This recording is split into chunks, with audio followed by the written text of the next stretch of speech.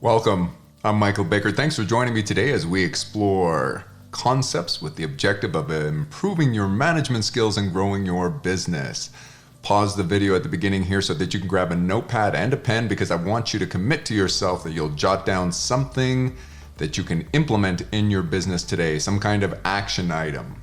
All right, with that in mind, I want to explore a couple of different concepts today that came up in recent conversations. I just had a conversation with a business owner, and he's having a really rough go of it right now, as are many small, medium, and even large-sized businesses. The giant players seem to be doing really well with everything that's going on in the world, but certainly the small business owners are really struggling. And he had a really positive attitude as I was asking him how things are going, and that's his personality. But what he said it rang so true to me. I wanted to share that with you. And he said, things are so difficult right now that it's really making me stronger.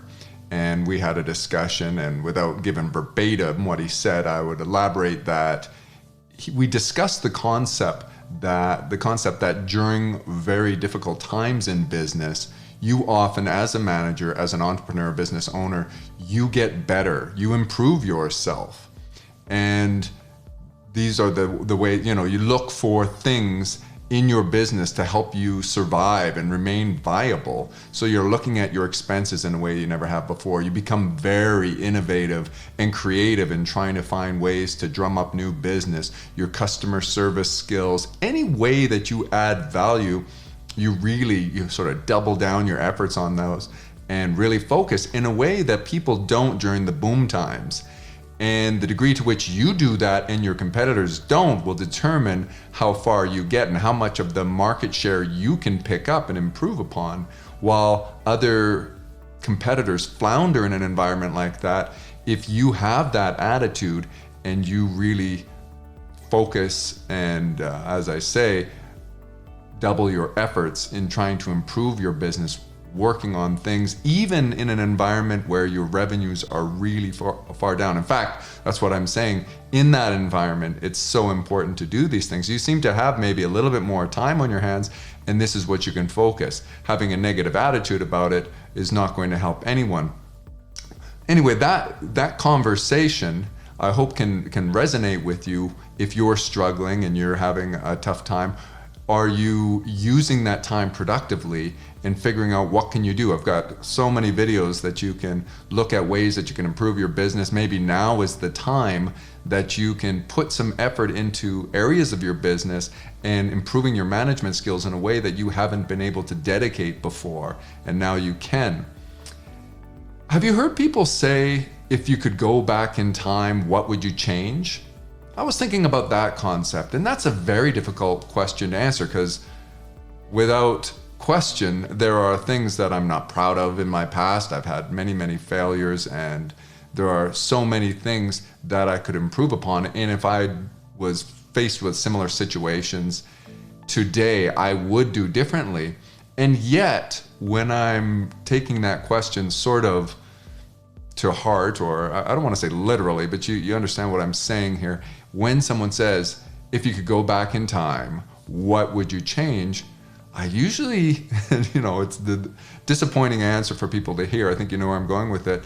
I say, I don't think I would change really anything, because those most difficult moments in my history, those things that I'm really not proud of, those contribute to your wisdom. Those experiences contribute. Those failures in particular, which is one of today's themes, have really helped shape those things that you're doing well today.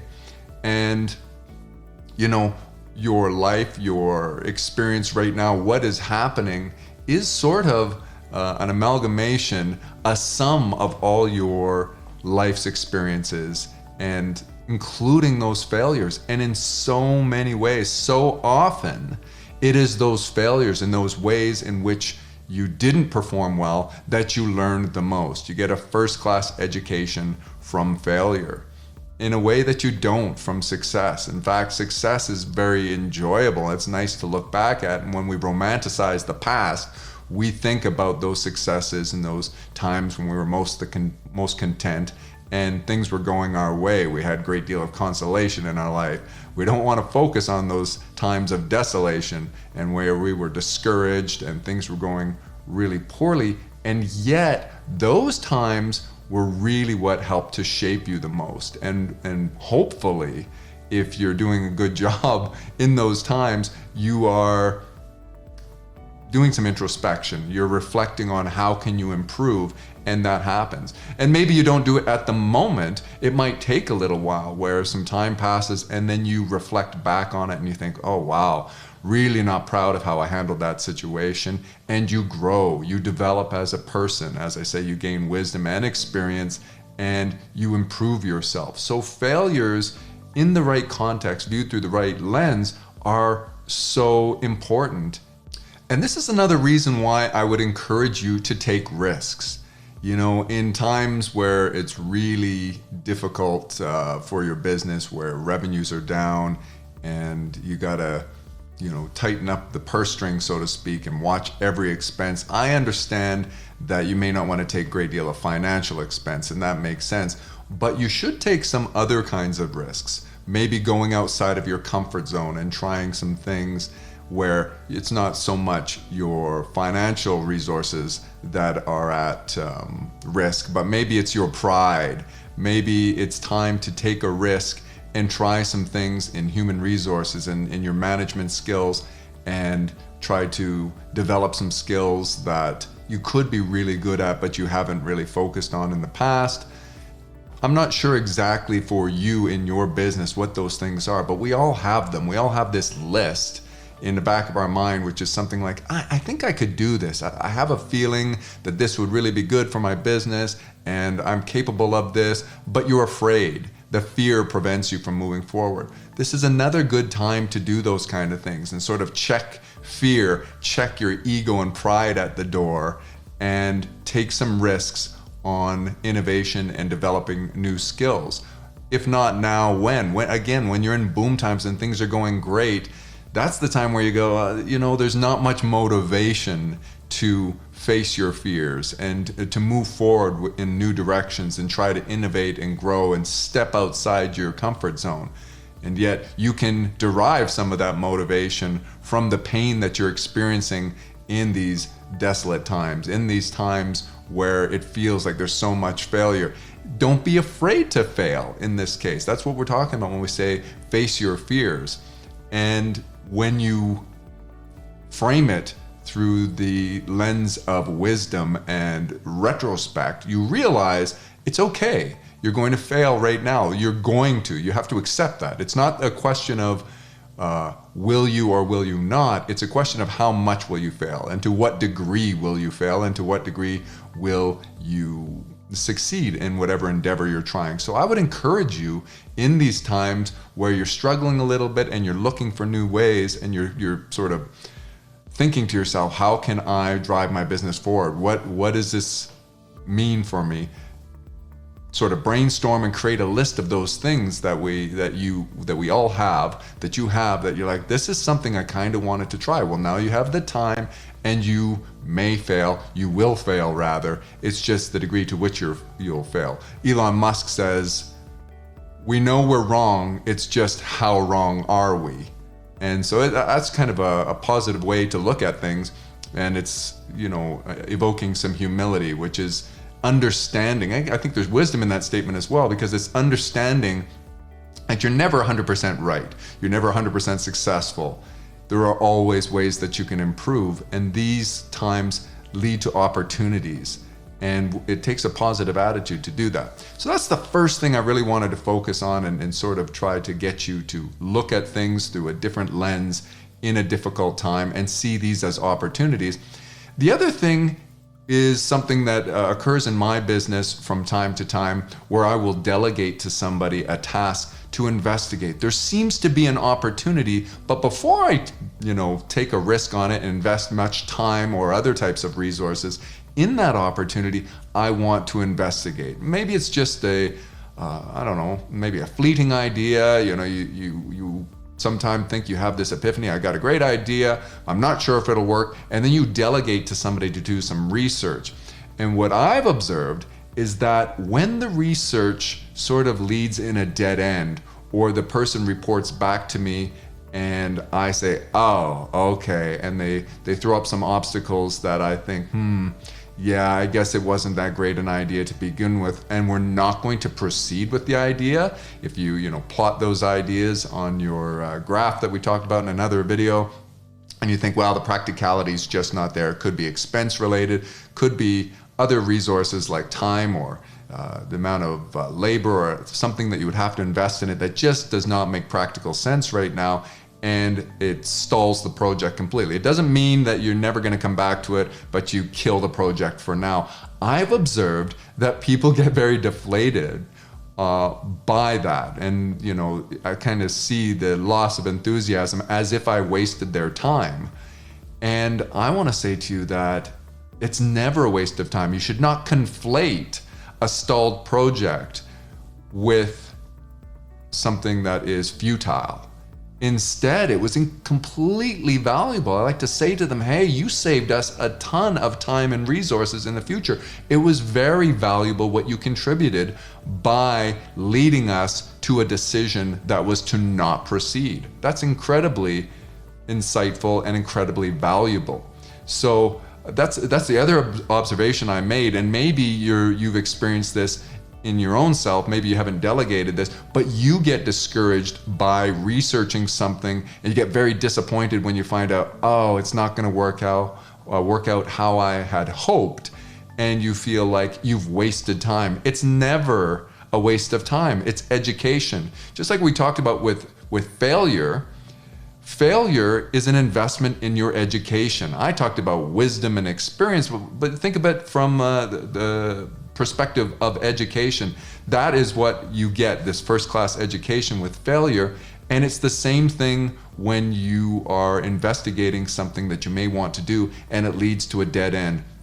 If it leads, and what I mean by a dead end is if you decide, no, this is not right for me and my business right now, I'm not going to proceed. And whether it was you or someone else, the research that led you to that decision is critical. That's what it's all about. It's not like every decision you make is going, or every idea you have is going to lead you down a path and you're going to bring those things to fruition.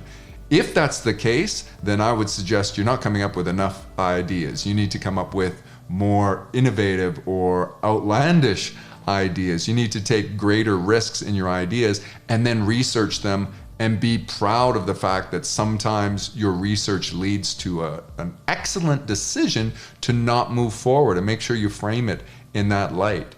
And I think too many people conflate a lack of progress at the end of a project, not being able to bring something, implement an idea. And I'm always talking about implementation and implementation. If you can't implement an idea because it turns out that it's impractical, you shouldn't conflate that with failure or a waste of time. Again, you're improving your education and your knowledge base. Now you have something, and as I said earlier, you may be able to implement this in the future. You may now know something, you do know more information, you have greater intelligence, and you may have a better idea of what kind of resources you would need to have in place. And that's often where I stall an idea. I say, well, okay, we're gonna wait until the financial situation changes, or right now we're heavily vested our human resources in this idea over here. I don't want to distract people or take away from the focus, so we will wait until this sort of raises up, climbs the ladder in terms of implementation, practicality, or where we have the resources. So just to sort of recap here, failure is not really failure. I guess intrinsic in the name of failure is some, a very negative connotation, but instead when you frame it through the lens of education and acquired wisdom and experience, then it's actually a success, or it leads to greater success in the future. And when you think back, what would I change about that rough patch I went through in business or in a relationship, something in your personal life? What would I change about my past where I really struggled with my finances in this particular, and it was painful? The idea is, I don't think you really want to change that. You learn, you grow from that. No pain, no gain. And I've heard it said before that what you need to do when you fail is put that behind the door marked practice. Frame it through the lens of practice. Anything that you attempt that results in a poor performance is not a failure. Everyone strikes out when they go and play baseball. The very best baseball players in the world at any given time they fail more than 50% of the time up to bat, and they do not get a hit. And those are the best. And still, among the best on any given year are failing 2/3 of the time they get up to the plate. That is an effort. You have to put in the effort time and again before you're going to get the results. And so think of that. These sports analogies are useful for business and other areas of our life where you realize, I need to make attempts. I have to try. There's that quote, Wayne Gretzky, you miss 100% of the shots you don't take. You need to take more shots. And in these times where you're struggling and you may be a little bit discouraged and you're thinking you're getting to dead ends and projects aren't working out, or you're experiencing failure, remember always, these are the ways that you grow, you learn, you strengthen, you improve. And this is the practice. Never resent the practice. You should not have contempt for those times that you fail when you look at it through the eyes of, well, that's practice. That was really helpful. So those were the 2 points I wanted to make today. I hope you could take something away from that, and maybe you've jotted down something you think, yeah, there is something that I think we could do, but I haven't taken a shot at it yet. I haven't taken that shot on net. I have been a little fearful because I know I'm not great at it. I need to learn. In fact, yesterday I was just learning a skill about audio and video editing that I noticed from some other YouTubers. They're doing things that we're not doing on our channel, and I wanted to learn that. So when you have the opportunity, you take those shots. You learn a little bit more, and if you struggle with it, you think that's okay. This is educational. This is practice, and you grow. And do not conflate failure with futility. It's not futile to try and fail. Instead, it serves a purpose. So I hope you got something out of that. That's what we're gonna leave it today. And I'd love to hear from you in the comment section. Leave a comment that we can all learn from. Perpetual refinement.